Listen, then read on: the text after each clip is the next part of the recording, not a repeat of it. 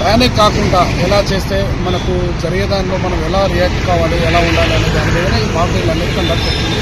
Emergency siren వచ్చినప్పుడు లైట్లు of చేయడం కానీ, విండోస్ డోర్స్ క్లోజ్ చేసుకొని అంత ప్యానిక్ కాకుండా మంచి చూసుకోవడానికి ఈ ముందు అవేర్నెస్గా ప్రకటించింది.